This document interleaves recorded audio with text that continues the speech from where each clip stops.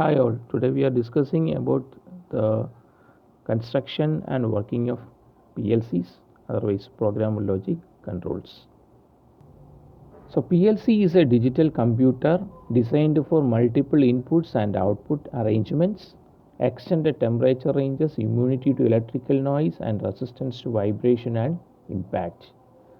Since these PLCs are working in industrial atmosphere, because this is actually used for controlling various applications, small robotic applications or material handling applications or conveyor belts, etc. So this is actually subjected to extreme temperature variations, electrical noises and vibration, etc. So it is actually made us to resist all these extreme conditions.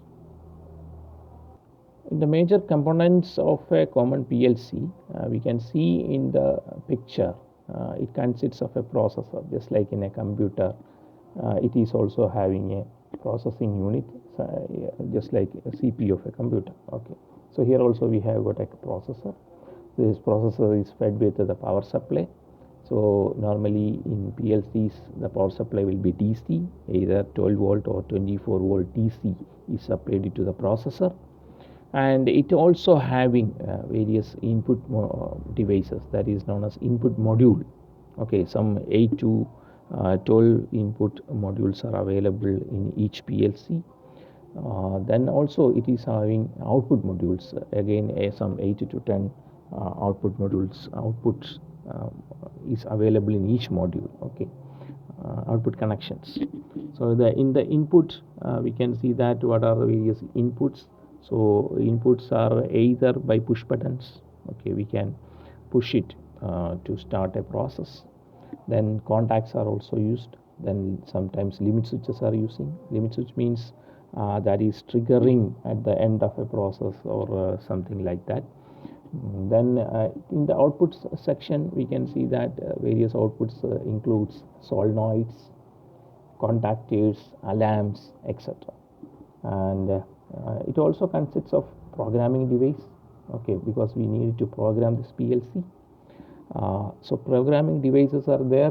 Some PLCs or most of the PLCs having internal programming arrangement, but that is very limited. A very small screen is provided, LCD display is provided for helping this programming activity, and very limited number of switches is also, especially scroll switches or enter switches. Only then 4-5 switches will be there for programming. But large programs are actually done on PCs, because the programs are available to run on PCs.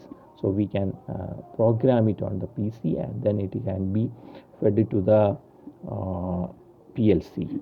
Either we can copy to memory, small pen drives, and it can be fed to the processor, or cables can be used for feeding the program to the PLC.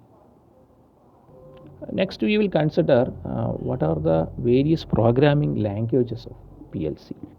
So most common languages in PLC programs are listed here.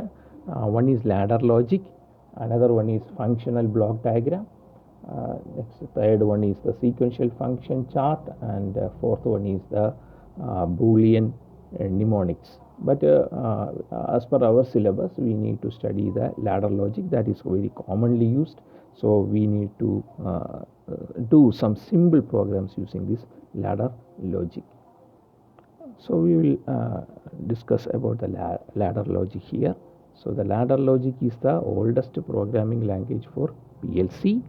It is well suited to express combinational logic. The main ladder logic symbols represents the elements. So these are the main elements used in a ladder logic. The first one is a make contact. Make contact means actually the symbol is showing a open contact, and make contact means we need to close this one. Okay, so that is will be the command. And the second one is actually showing a closed switch, and our command will be break contact. Okay, so normally it is actually closed, we need it to open for getting some function. Then next is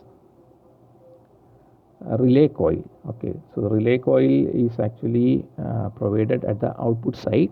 So from there we are getting the output signal, and that will be connected to the output requirement, whether it is to drive a motor or a pump or a fan or to give a buzzer, etc. So before proceeding further, we need to see what is an NO and NC contact. NO means normally open contact, NC means normally closed contact. In electrical engineering, open means there is no connection because there is no flow of electric current. Closed means there is a connection, so there is a flow of electric current. Okay, that is the meaning of open and closed. It is just opposite to the pipe flow. In pipe flow, if it is a valve is opened means there is a flow. If valve is closed means there is no flow. But here it is just opposite. Here if electric circuit is opened means there is no flow, and if it is closed means there is a flow. So normally opened switch means it is in normal condition it is opened. There is no flow. Whenever we are giving a command or a force or a switch is triggered, in the second picture you can see that whenever we are providing,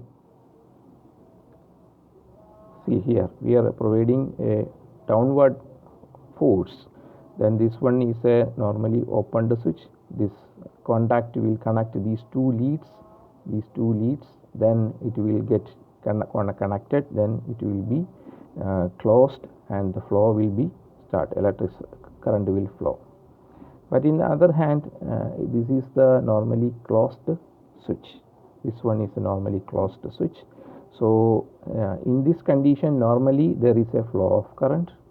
Whenever we need to break or open the circuit, we need to apply a force in this direction, and by applying that force this will move downwards, and there will be no contact between the two leads, and now we can tell that now the circuit is opened, so that the electric flow is actually cut by opening the switch. So this is the concept of normally opened and normally closed.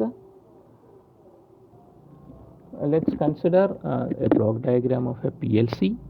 So here we can see that one side there are contacts marked as X1, X2, X3, X4, X5, X6. So these are the inputs. So here we can see that 6 inputs are there, and all inputs is actually acknowledged with LEDs. So when input is actually on, the LEDs will blink. Then here we can see that L1 and L2 leads are there. L1 and L2 are the power supply leads. L1 is positive, L2 is negative. Normally it is positive and negative. And then the outputs, you can see that it is marked as Y1, Y2, Y3, Y4, Y5, and say again here also, for example, 6 outputs, and there also they are provided LEDs. So whenever an output supplies or output is inactive, that LED will blink. Okay, then there is a programming port. You can see at the bottom of this picture there is a programming port. So here we are actually inserting the pen drive or some cables, a LAN cable for connecting with the programming device. In most of the times these input devices will be either NO-NC switches. Mostly we are using NO-NC switches, and in outputs we are using relays. That is the common thing we are using. So that we will discuss while studying the programming in the next part. Okay, so this is for today, and in next class we will discuss about the programming of PLC. Thank you for watching.